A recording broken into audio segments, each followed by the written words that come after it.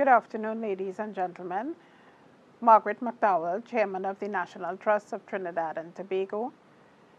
Valerie Taylor, Manager of the National Trust, and members of the management team of the National Trust, members of the board of the Trust, specially invited guests, members of the media, distinguished presenter Marialis Perez Hernandez, ladies and gentlemen.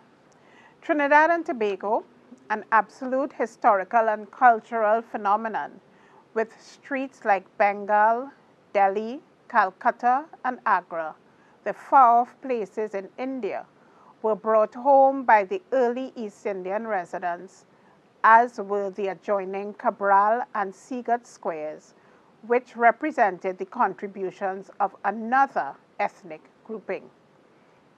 Heritage sites then, like the St. James Barracks, represent not just a place of current activity, but also our connection with the past. They stand as living monuments and records of live events that have shaped our history, and if only because of that privilege, should enjoy our protection, preservation, and conservation. I am indeed quite pleased that the National Trust has demonstrated time and time again their willingness to make history come alive for all of us in Trinidad and Tobago. That we could now have heritage tours to Shaka Shakari and Nelson Island and the Five Island tour indicates to us that not only are there significant opportunities to educate our wider citizenry about our history, but inherent in that activity is the opportunity as well to earn much needed revenue. And I also take the opportunity to commend the Trust on their walking tours, which have become quite popular. Heritage conservation has proven to be a thriving place for entrepreneurship and innovation. It has also led almost inexorably to increased property values, and since the work involved is very labor intensive, actually ends up creating more jobs. I am certain that our presenter this evening will leave us spellbound by her findings on the history of this beautiful place. So I urge you to sit back and enjoy the presentation.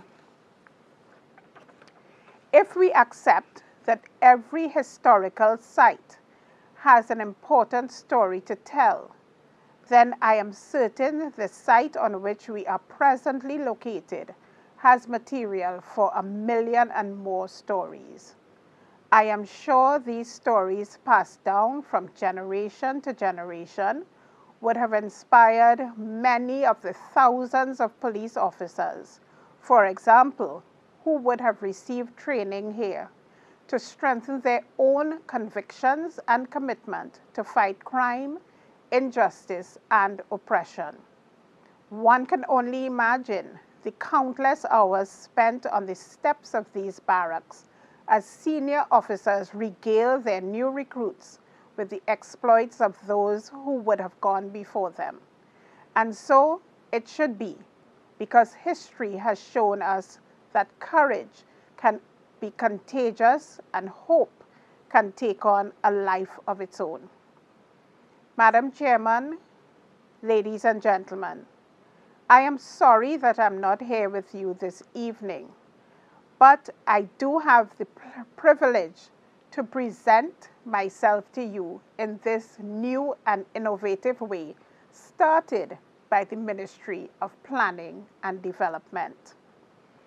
I am certain that each building has an illustrious history, that this building has its own history contained in these surroundings. I have passed the entrance of this building on several occasions, and on each occasion I gaze at the Commissioner's residence, which is an example of a residence that we wonder about almost fleetingly if the doors will open once again to accommodate a new resident. Many of us would have experienced the joy at one point in time or another of joining in the Jose traditions that have become synonymous with St. James, as the Tadgers danced under the crescent moon and above the bloody asphalt, as David Rudder reminds us.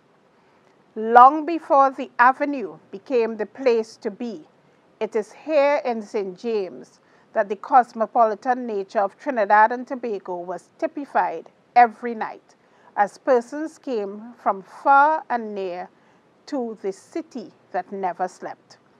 It was here in St. James that a diverse mix of cultural activities took shape, giving birth to steel bands like St. James Tripolians, the famous Harvard Sports Club, Smokey and Bunty, and all the itinerant vendors who have made this slice of Trinidad and Tobago home. Ladies and gentlemen, again, I indicate that I am sorry that I could not be here with you. I look forward to hearing about the events that took place this evening, and I look forward to sharing with you the joy of having our distinguished presenter here in Trinidad and Tobago. Thank you for this opportunity, and may God continue to bless Trinidad and Tobago.